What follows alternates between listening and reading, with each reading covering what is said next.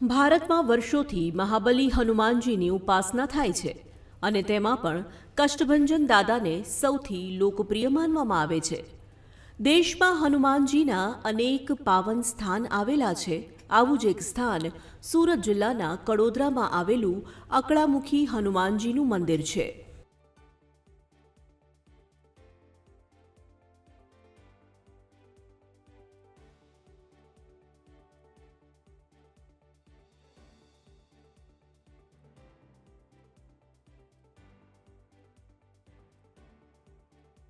આજે 6 પેઢીથી અમે અહીંયા પૂજાપાઠ દાદાની સેવા કરીએ છીએ અને ગામજનો બી આવે છે, સેવાભાવી માણસો અહીંયા આવે છે અને અહીંયા શનિવારને મંગળવાર ભરવાથી લોકોની મનોકામના અહીંયા પૂર્ણ થાય છે. આ મૂર્તિ સ્વયંભૂ છે, હનુમાનજી સ્વયં પ્રગટેલા છે. અહીંયા આજે કેટલાઓ વર્ષોથી આ મૂર્તિ દેવીની દેવી છે. આ કોઈ માર્બલની મૂર્તિ કે એવી નથી, આ સ્વયંભૂ માટીની મૂર્તિ છે. અહીંયા દર શનિવારે અને મંગળવારે તેલ ચડાવવાથી શનિની પનોતી ઉતરે છે.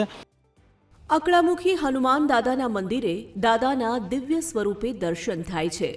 લોકોએ હનુમાનજીના સિંદૂર સ્વરૂપના દર્શન કર્યા હશે, સ્વયંભૂ પ્રગટ હનુમાનજીના દર્શન કર્યા હશે, પણ હનુમાનજીના દિવ્ય સ્વરૂપના દર્શન કે જે 11 મસ્તકધારી છે તે અકળામુખી હનુમાનજીના મંદિરે કરી શકાય છે.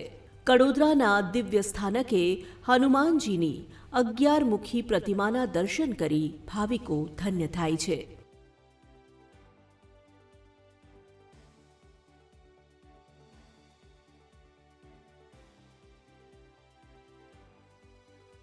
લગભગ ઘણા વર્ષોથી અહીંયા એક નાનું મંદિર હતું, ત્યારથી અમે અહીંયા આવીએ છીએ દર્શન માટે.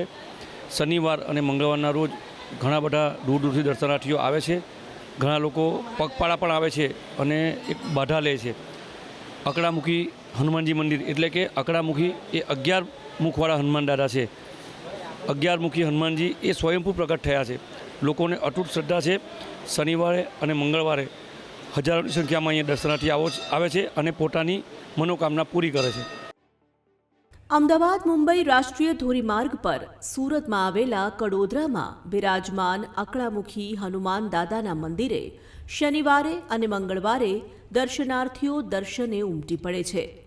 સતત વ્યસ્ત રહેતા માર્ગ પર મંદિર આવેલું છે તો પણ અહીં ભક્તો શાંતિનો અહેસાસ કરે છે. દૂર દૂરથી આવતા ભક્તો જ્યારે પણ આ માર્ગ પરથી નીકળે તો મંદિરે આવીને દાદાના દર્શન કરવાનું ભૂલતા નથી.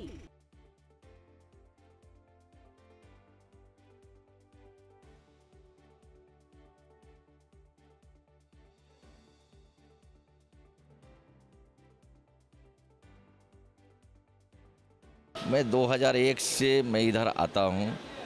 22-23 साल से बहुत हनुमान दादा के दर्शन करने से बहुत खुशी होता है, आनंद आता है, बहुत खुशी होती है. ભક્તોની આસ્થા છે કે આ સ્થાન પર અકળામુખી હનુમાનજીની કૃપા છે અને આથી જ તેઓ જ્યારે પણ મંદિરે આવી દાદાના ચરણોમાં શીશ ઝુકાવે છે ત્યારે તેમની તમામ મુશ્કેલીઓનો આપમેળે અંત આવી જાય છે. વર્ષોથી અકળામુખી હનુમાનજી મહારાજ બિરાજમાન છે. 11 મુખવાળા દાદાના ચરણે જતાં જ દુઃખ દારિદ્ર દૂર થાય છે.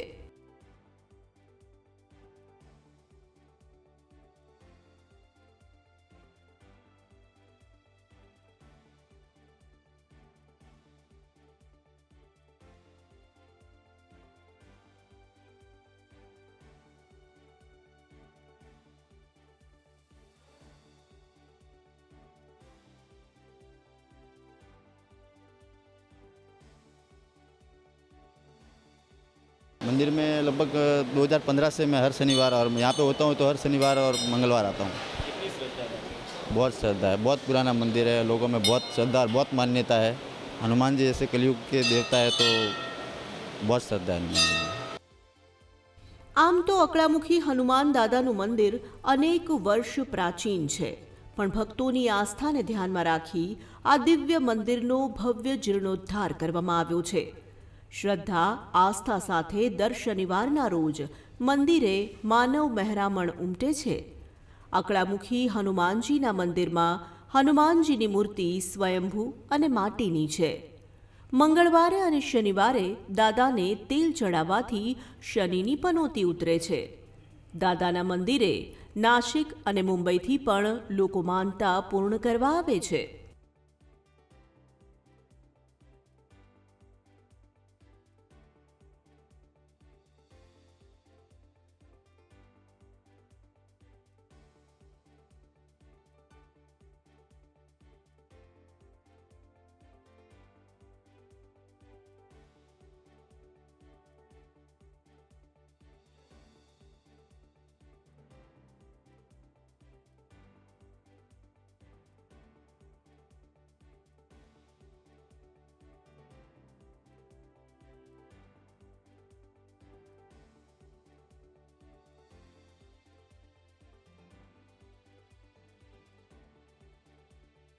દર શનિ છેલ્લા 20 વર્ષથી હું અહીંયા મંદિરે દર્શન કરવા માટે ડેલી આવું છું અને મારી મનોકામના પૂર્ણ થાય છે. મને સારું લાગે છે અને હું દર શનિવારે અહીંયા મંદિરે આવું જ છું. મંદિરનું એવું છે કે અહીંયાથી અકળામુખી હનુમાન 11 મુખી હનુમાનજી મહારાજ અહીંયા પ્રગટ થયેલા સ્વયંભૂ, અહીંયા એવું કહેવામાં આવે છે. વર્ષોથી અહીંયા ગાડી પ્રગટ થયેલા છે.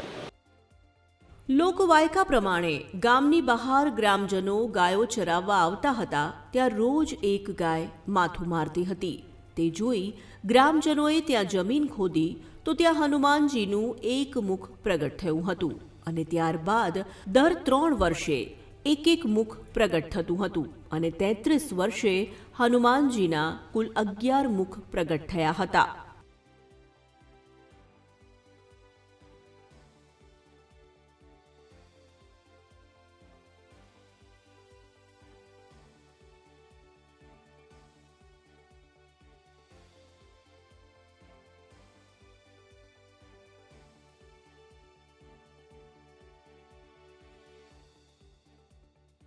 શ્રાવણ મહિનાના દર શનિવારે મંદિરે મેળો ભરાય છે.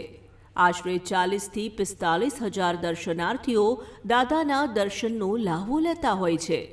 ભાવિકો દાદાને નારિયેળ અને લીંબુ મરચાં ચડાવે છે.